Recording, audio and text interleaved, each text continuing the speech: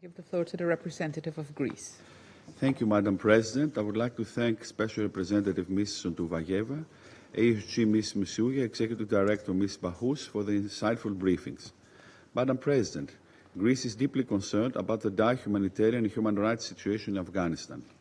The month of March marked the beginning of the fourth consecutive school year where girls beyond the sixth grade are denied access to education. This decision by the Taliban is not only morally unacceptable, but it will also have long-term repercussions for the country's economy and society, further marginalizing half of the country's population. Allow me to make the following 3 points. First, Greece strongly condemns the human rights violations and abuses against all Afghan citizens, particularly women and girls, who face the most severe restrictions of the fundamental freedoms, including freedom of movement and expression, access to healthcare, the labor market, and humanitarian assistance. The strict implementation of the law on propagation of virtue and prevention of vice is of grave concern. We denounce all public executions, arbitrary detention, and the denials of lawyers' access to detainees.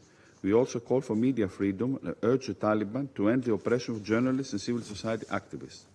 Second, we are particularly concerned by the continued terrorist attacks in Afghanistan and the illicit flow of small arms and light weapons, which results in numerous civilian casualties.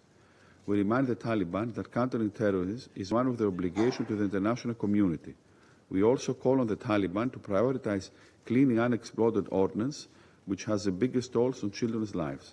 Third, Greece reaffirms its support to UNAMA and to its proposed roadmap to foster a more coherent, coordinated and structured engagement between the international community and the Taliban.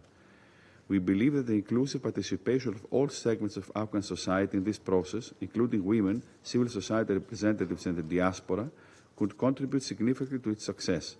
At the same time, we reiterate that the normalization of Afghanistan relations with the international community hinges on the fulfillment of international obligations by the Taliban, particularly the respect of human rights and women's rights, and the establishment of an inclusive government with the full, equal and meaningful participation of women and minorities.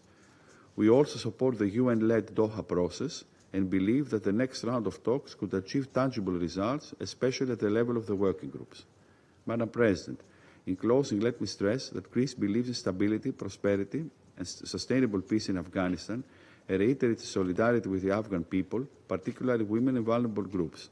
The international community should continue to provide needs-based humanitarian assistance to help the country mitigate the multifaceted crisis of poverty, food insecurity, child malnutrition, natural disasters, displacement, and the integration of returnees.